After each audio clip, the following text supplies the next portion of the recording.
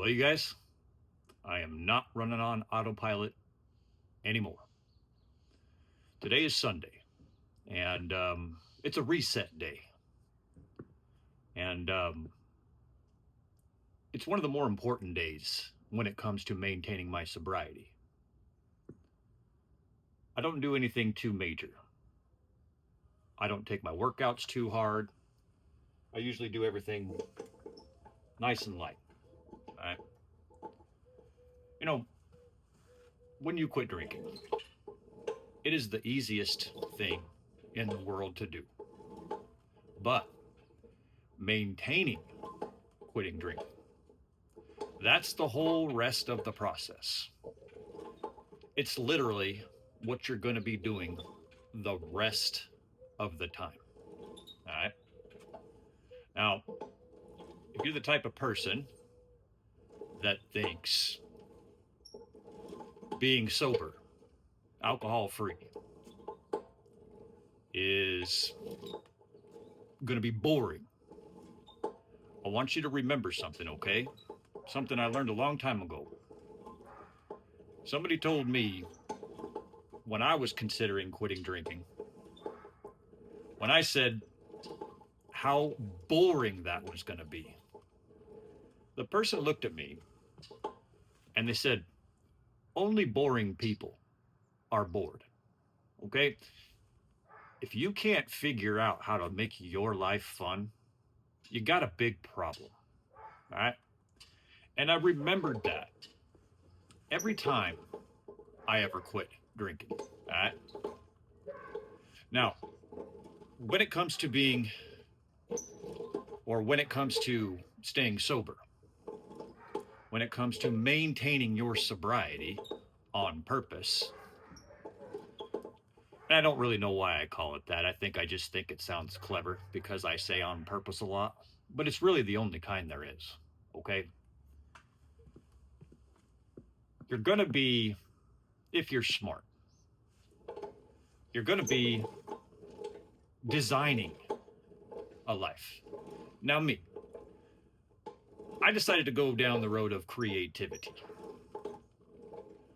Of all the times I ever tried to quit drinking, it wasn't until I learned to be creative that it really stuck. Okay? And so every single day, I have a bit of a theme. Okay? Today is Sunday. Today is a reset day. All right? So Monday has its own day. Monday has its own theme. Tuesday has its own theme. And I'm going to start to reveal those to you guys throughout the week. Okay? But this is what maintaining sobriety on purpose looks like. On a Sunday, at least for me. Now, normally, you'd see my boys out here running around. They're down in California right now. And they're actually a huge part of maintaining my sobriety on purpose. Those boys take up a whole lot of my time, a whole lot of my energy, and a whole lot of my money. Okay? And right now, I'm kind of missing them. They've been gone for a week now, down visiting family in Southern California. So, if I didn't already have a system in place, right, I would have this huge gap. Just those guys being missing. Me having all this free time, you know? Because the future Mrs. West, she's not here all the time, right? And it would be so easy for me to have some drinks and nobody know about it, right? But kind of like I said in my last video, I think it was, I'm in the stage now where integrity is more important to me than how I look. Okay? If I were to fail, let's call it a relapse instead. If I were to relapse, I would tell the truth about it.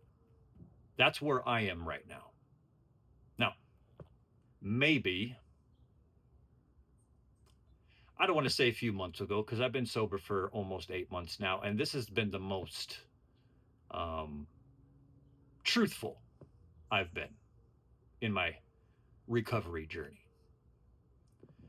Not that I ever really lied a bunch in the past, I just didn't share it with people, right? I would maybe tell people I was quitting drinking, make a big announcement, but I wouldn't include anybody in the process of what I was going through. So, and I know why I did that. We all know why. But part of maintaining my sobriety on purpose these days is making sure that people have access to my private time if they feel that they need to. I do appreciate the fact that people do give me my privacy, knowing that it's really important for my sobriety, but knowing that people who are in addiction, one of the common traits is being big old fat liars, right? I understood that people might want to be in my business. Now, nobody has expressed that towards me, but I wanted to have the door open just in case. And that's part of maintaining my sobriety on purpose. Okay. But I'm kind of at the point these days where I guess I have so much built up credibility with myself. I have so much self respect and self trust that I don't get that anxious feeling when I'm by myself. But if I did, like I used to, I would get on the phone with someone, you know? And again, I admit that I didn't always let everybody know what was going on with me, but the simple fact that I knew what was going on with me, and I would talk to these people on the phone until I felt like the feeling went away, that was useful enough for me. Now, I don't recommend that though. I will always recommend for other people, right, that they take the extra step. Just precautionary. And the reason why I say it now, that I might not have said it a few months before, is because I understand the process a little bit better now. And I actually care about myself a ton more than I ever did. I actually think about these things now with regards to myself. I might have, cut the process shorter when it came to me. But if I was to be trying to give instruction to someone else that I cared about, I would definitely tell them what I did, and then I would probably give them a step farther that I think that they should do because I care about them, right? And so another part of maintaining my sobriety on purpose was learning to care for myself. And it's something also that I do on purpose. You guys are going to learn with me. On purpose pretty much means um, it could mean discipline, you know, but no, on purpose to me means that you have a choice. Like if I say, have a great rest of your day on purpose, the whole point of me saying that is to remind you that you have a choice as to whether or not you have a good day, because you're the one who has creative control over your day, right? And even if you're the type of person that lives most of their life based on their feelings, you're still choosing your feelings, okay? Um, and so I use that phrase so often also because it reminds me that I have a choice. I have a choice as to whether or not, like when I wake up in the morning, do I just wait for myself to feel the way that I want to feel, or do I know that there are things that I can do to get myself to that feeling that I want faster to close the gap, right? And I guess the more time goes by, because you do you start to educate yourself. And that's the thing.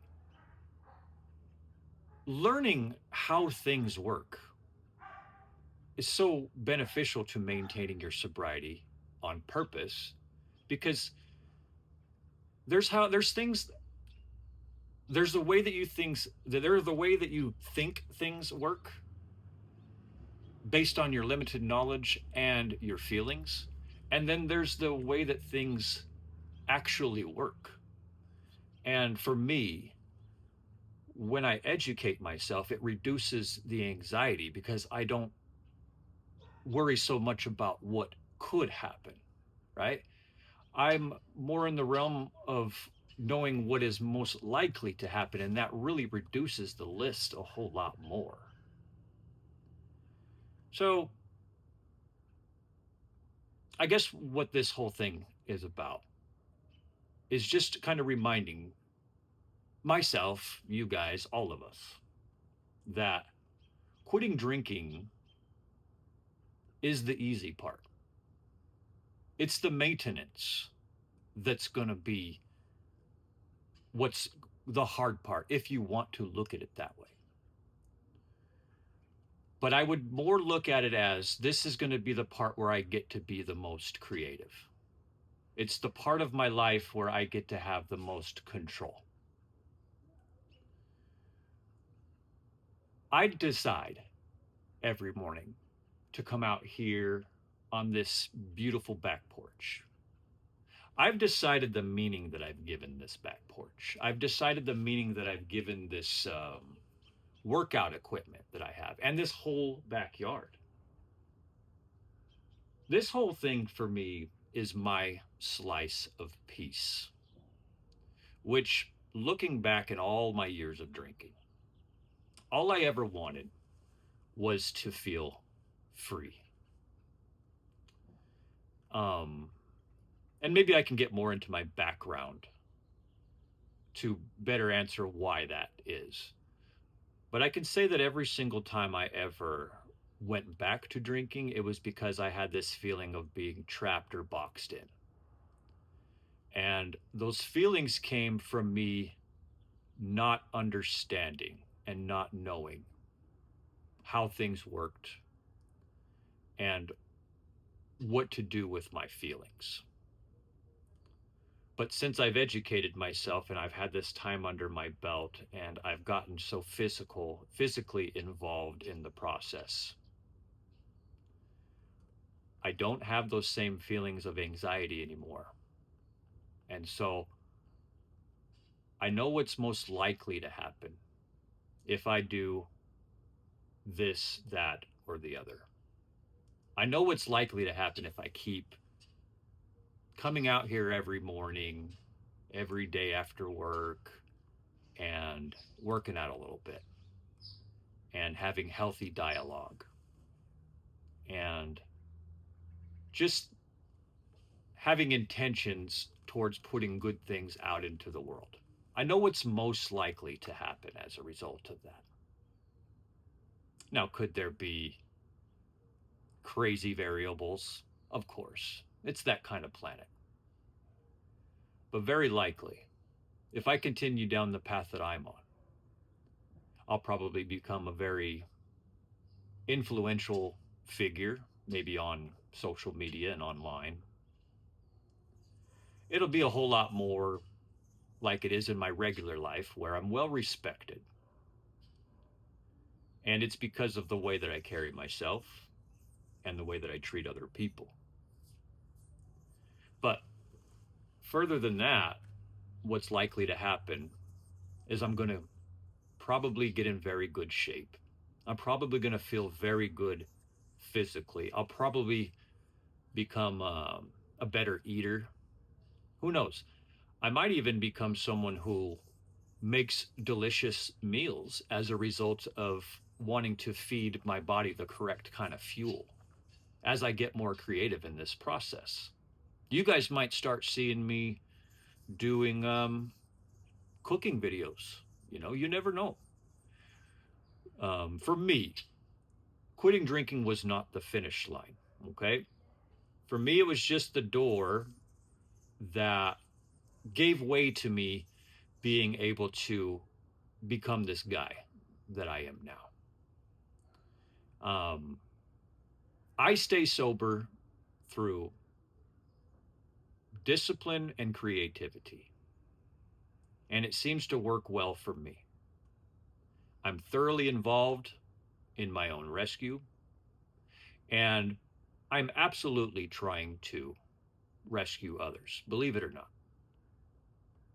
But with everything, when it comes to building a better life, sobriety, getting back to working out, or anything like that, right? I'm smart enough to know that I need to build a foundation, which means you don't go gung ho. Don't go jumping deep into the water that you're not ready for. Okay. I'm building something here, and everything that you build has to have a strong foundation.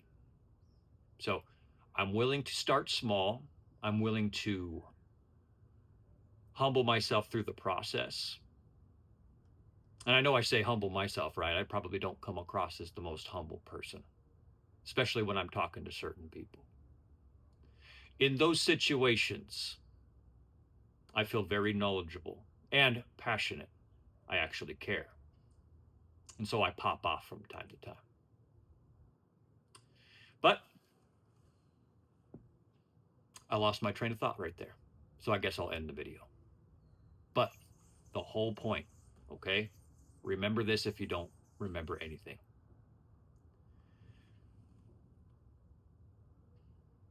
Quitting something is not the same as staying quit. I would advise you to create and design your own day and create a life that you can thoroughly enjoy. I would say that if you're trying to quit drinking, I would side on the I would side towards discipline and creativity. And don't skimp on the creativity. We are creators. That's what we're here to do. That's where we find the most contentment, because you create something, you just progressed as a person by just creating something. You just became bigger as a person by just creating something, and then you create something else, and then you create something else, and then you look back at your work and you have confidence because you've seen what you've done. That's why I've been able to stay alcohol free, and that's how I do it, on purpose. Thank you for listening. Have a great rest of your day, on purpose. God bless you. I'm out here.